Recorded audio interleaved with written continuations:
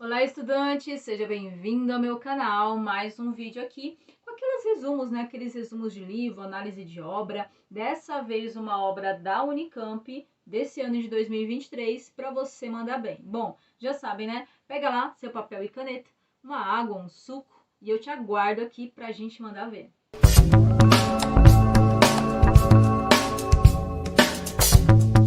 Bom, para a gente entender como que um livro de um grupo de rap, principalmente de periferia, veio ser comentado aí numa das obras de vestibular. Vamos entender, pessoal, vou te dar aqui um contexto dessa época, dessa década de 90, final da década de 90, tá?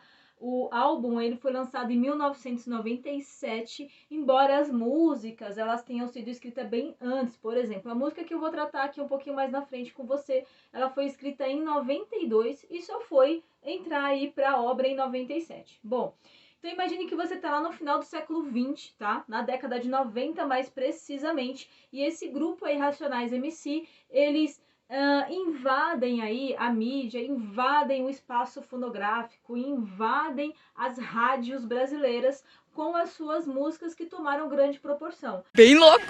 Imagine que o rap nesse período, ele era bastante marginalizado, sabe? Assim, à margem da sociedade. Não vamos olhar para esse estilo musical agora. Isso é uma falta de respeito. Quem tomava grande espaço musical eram outros ritmos, principalmente, digamos ali, o sertanejo, o samba, eram outros ritmos que costumavam responder pelas milhares de cópias vendidas, que estavam aí nas rádios populares, nas rádios de maior proporção, que estavam aí tocando o dia inteiro.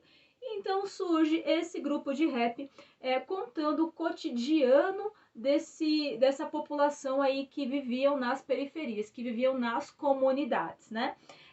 Eles tomam aí grande parte da mídia. Ao longo dos anos, pessoal, eles vão apresentando um crescimento exponencial, um crescimento muito grande ao longo dos anos, tanto que chega um momento que a mídia, mesmo aquelas marcas, né, aquelas televisões ou aquelas emissoras mais ricas, que têm o maior público, que não costumavam colocar esses grupos aí nos seus programas de entretenimento, chega uma hora que eles falam: então, acho que não vai dar, hein? Acho que a gente vai ter que chamar esse povo aí para vir tocar aqui, porque é só o que se ouve, é só o que se comenta, são os grandes shows que são feitos, eles estão aí nos obrigando, aí tá sendo de forma compulsiva para a gente chamar eles para tocar.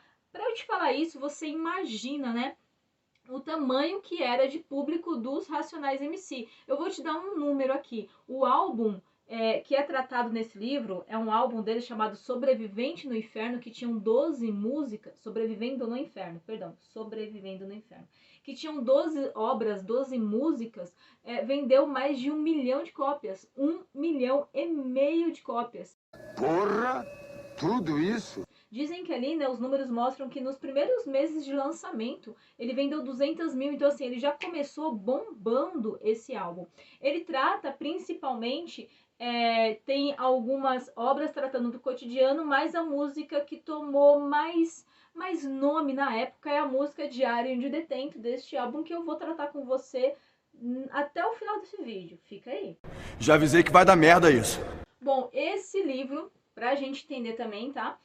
Ele trata principalmente essa obra, mas ele fala de todas as músicas, colocam todas as músicas do grupo Racionais, as letras, faz alguma análise, várias fotos, coloca até uma ficha técnica como se fosse um álbum mesmo, entende?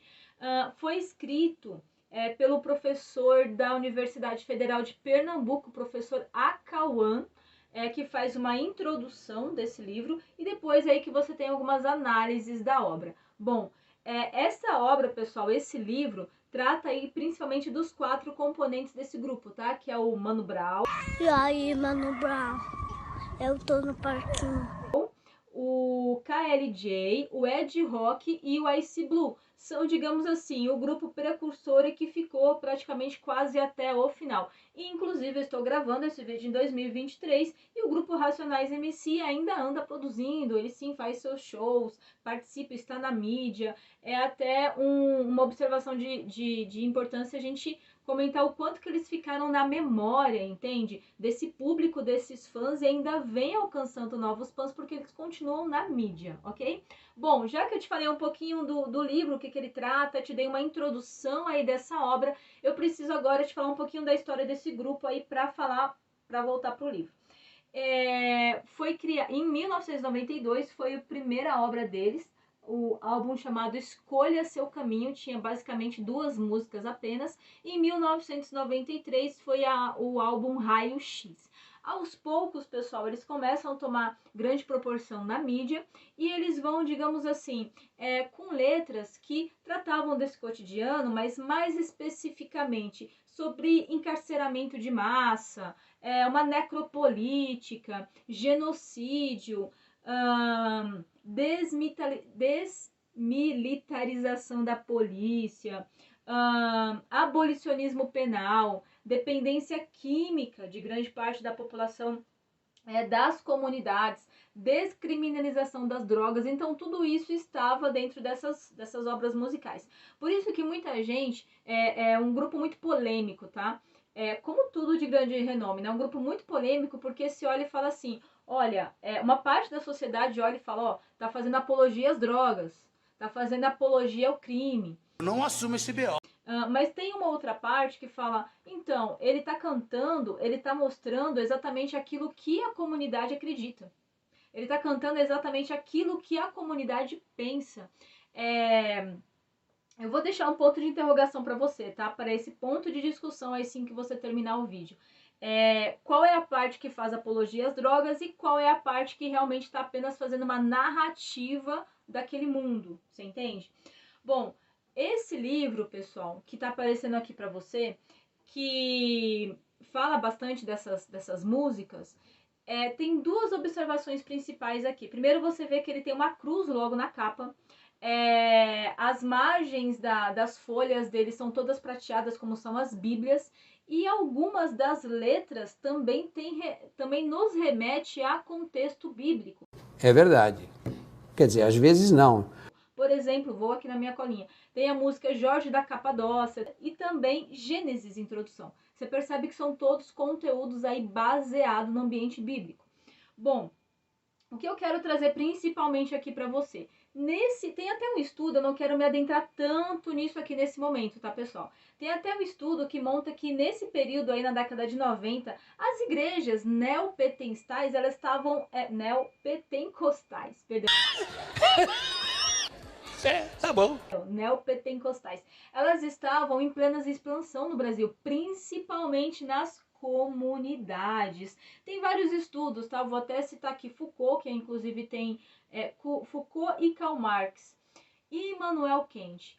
Tem 2 vídeos aqui no meu canal, se você procurar aí Foucault e Immanuel Kant principalmente, que eles citam bastante que nas comunidades você vê bastante lá, sempre algum ambiente de lazer, né, os bares, e bastante igrejas. Tem até um estudo do Kant que comenta que tem mais igrejas do que escolas dentro de uma comunidade periférica, porque elas influenciam bastante o comportamento e acabam sendo um ambiente de fuga para esse, digamos assim, para esse cenário aí, que normalmente tem bastante criminalidade, bastante pobreza, bastante miséria. É um cenário meio desolador, entende? Então é uma forma das pessoas se afugentarem disso, são as igrejas, tá? Mas aí eu deixo lá pro estudo do Kant, tem aqui no nosso canal também. Voltando aqui pro raciocínio. Então você percebe bastante semelhança, inclusive em algumas músicas comenta, né, desse cantor, desse eu lírico, ele ser um pastor marginalizado, porque um pastor, ele quer pregar, e muitas vezes ele também comenta, né, de Deus nas suas músicas, mas ele é marginalizado porque ele está dentro, ele está vivendo aquele ambiente opressor, aquele ambiente das comunidades, aquele ambiente que não é nada, digamos assim, não é nada muito agradável, não é nada muito acolhedor ou muito aconchegante. Você entende aqui? Bom, então agora eu quero entrar um pouco na análise da música Diário de um Detento.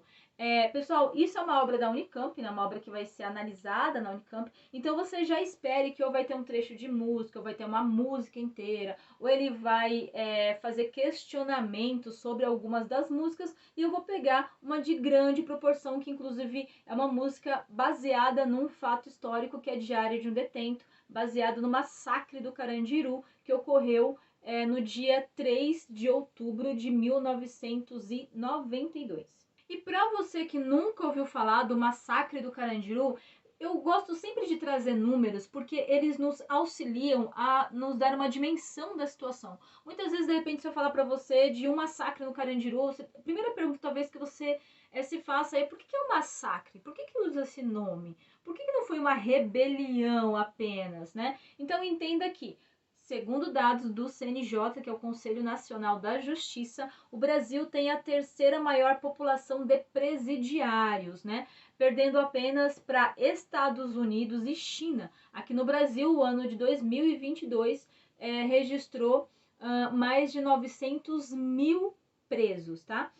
Sendo essa a terceira população de presos do mundo, Carandiru, por sua vez, era uma das maiores prisões da América Latina, isso daí. Então você imagine que movimentava muito isso daí, tá, pessoal?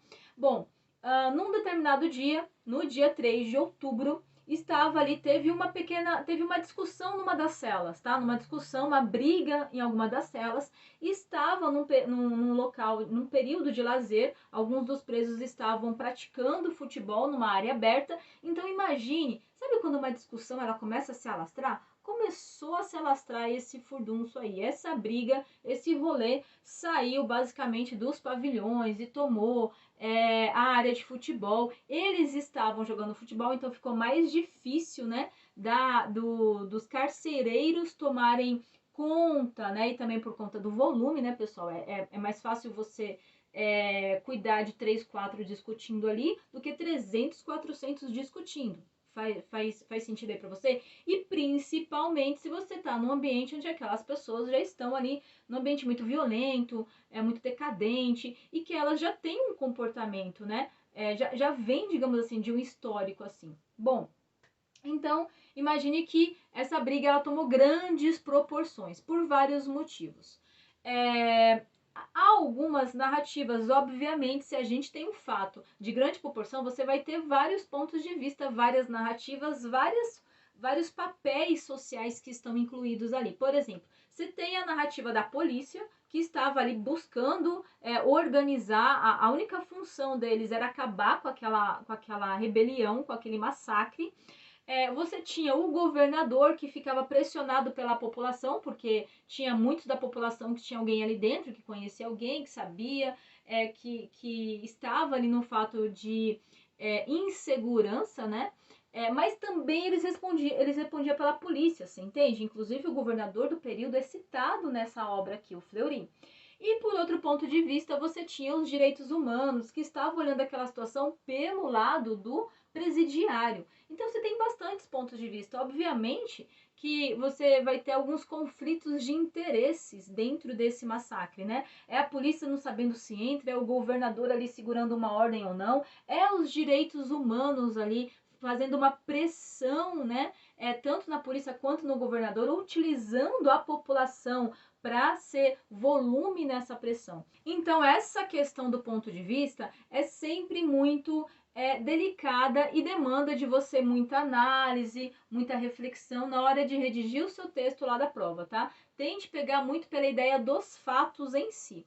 Bom, praticamente fechando isso daí, pessoal, então houve um massacre, vou te trazer de novo mais alguns números, né? Por isso que a gente chama de massacre, porque teve uma proporção muito grande. Foram 111 presos mortos, falecidos. Esses são os números, mas tem muitos relatos, né, da sociedade, ou então, digamos assim, né, dos direitos humanos, quando eu falo sociedade aqui, e também de alguns presidiários que comentam que foram mais de 2 centenas, mais de 200, não foi os 111, que tem muito número que não foi contabilizado, que alguns dados foram escondidos, enfim, tem esse ponto de interrogação, ok? Por outro lado também, outro número que a gente tira disso, foram mais de 500 tiros e ficaram ali algumas dezenas de policiais feridos. Também não se tem número de policiais mortos, tem número de policiais feridos. Esse massacre do Carandiru nos traz também algumas análises, né? Em cima de outra questão aqui, que já pegando um gancho, se você me perguntar, eu uso esse fato só para segurança? Não, pessoal. Você pode usar para o tema da sua redação, além de segurança, para minoria social e para educação. Olha o número que eu venho trazer aqui para você também do CNJ, do Conselho Nacional de Justiça. Mais de 50% da população de presidiários tem o primeiro grau completo. E outra parte aí, menos de 1% é que tem o nível superior completo. Então, assim, tem bastante, esse é um ponto, pessoal, bastante questionado. O sistema prisional brasileiro, ele carece, sim, de muita atenção, ele carece de muita reflexão, muita análise, muito trabalho para fazer tem aí em cima, né? E quando eu digo de muita reflexão e muita análise, é para fazer o trabalho, porque se trata de um problema complexo, então não dá pra gente dar realidades e soluções simples para um problema complexo, não é verdade? Bom, contei então um pouquinho já para você do livro, me aprofundei aqui na música e falando da música aqui, só para fechar, eu quero dar para você alguns trechos aqui que nos remetem a esse dia. Veja bem, ela começa assim: São Paulo, dia 1º de outubro de 1992, 8 horas da manhã. Aqui estou mais um dia sob o olhar sanguinário do vigia. Você não sabe como é caminhar com a cabeça na mira de uma HK. Metralhadora alemã ou de Israel, estraçalha ladrão que nem papel. Então ele inicia mesmo como se fosse um diário, sabe? Mais pra frente, ele comenta aqui um dado, ó. Tirei um dia menos ou um dia mais, sei lá, pra mim tanto faz. Acendo o cigarro e vejo o dia passar, mato o tempo pra ele não me matar. Homem é homem, mulher é mulher, estuprador é diferente, né? Toma soco na cara, ajoelha e beija os pés. E sangra até morrer na rua 10, que era o pavilhão 10, né? Mais pra frente aí você começa a entender o cenário do massacre. Aqui na frente, aqui tem Mano de Osasco, do Jardim Brasil, Parelheiros, Mogi, Heliópolis, Bela Vista, Jardim Ângela, Itapevi, Paraisópolis. Ladrão sangue bom tem moral na quebrada, mas pro Estado é só um número e mais nada. 9 pavilhões, 7.000 homens, que custam R$300 por mês cada. Aí lá na frente a gente começa a entender. Amanheceu com sol, 2 de outubro, tudo funcionando, limpeza jumbo. De madrugada eu senti um calafrio, não era do vento, não era do frio. Acertos de conta tem quase todo dia, tem outra logo mais, eu sabia. 2 ladrões considerados passaram a discutir, mas não imaginavam que estaria por vir. Traficantes, homicidas, estelionatários, uma maioria de moleque primário. Era a brecha que o sistema queria, avise o ML. Chegou o grande dia, que era o dia do massacre. Quem mata mais ladrão ganha medalha de prêmio. O ser humano é descartável no Brasil. Como modos usado bombril, cadeia, claro que o sistema não quis. Esconde o que a novela não diz. Ratatatá, sangue jorra como água, do ouvido, da boca e do nariz. O Senhor é meu pastor, perdoe o que seu filho fez. Morreu de bruço no Salmo 23. Mais um trecho da obra que remete tanto ao conteúdo bíblico, tá? Sem padre, sem repórter, sem arma, sem socorro. Vai pegar HIV na boca do cachorro. Pessoal, um parênteses aqui, tá? O clima, o ambiente é tão desolador que tem alguns relatos que comentam que havia alguns presos que estavam lá sangrando e que eles portavam HIV e que eles jogavam sangue nos policiais para contaminar os policiais. Por isso, esse trecho, né? Vai pegar HIV da boca do cachorro. Quem era esse cachorro, esse preso? E quem vai pegar HIV? O policial. Adolf Hitler sorri no inferno. Aqui ele compara aquela situação com o Holocausto. O Robocop do governo é frio, não sente pena, só ódio e ri como a hiena. Ratatatá, Fleury e sua gangue vão nadar numa piscina de sangue. Mas quem vai acreditar no meu depoimento? Dia 3 de outubro, diário de detento. Aqui ele faz menção, esse Robocop do Estado era o Fleury, que estava ali apenas para cumprir ordens, para dizer o que era para ser feito e não pensar ali na situação dos presos. Pessoal, essa é uma obra que tomou grandes proporções, porque ela conta de forma, digamos assim, bem cruel e nua aquela realidade sob o ponto de vista do presidiário. Vamos lembrar que essa obra aqui, ela é de autoria de um presidiário chamado Josemir, mas conta-se que foram a várias mãos, porque ele foi escrevendo, Josemir, e ele foi passando para outros detentos, falando, olha, você concorda com essa letra, gosta disso, acha que isso conta a nossa realidade, você quer contribuir com alguma coisa? Conta-se que isso foi ali em grupo, né? Seja com algumas pessoas redigindo junto, escrevendo junto, ou seja, concordando com aquele conteúdo.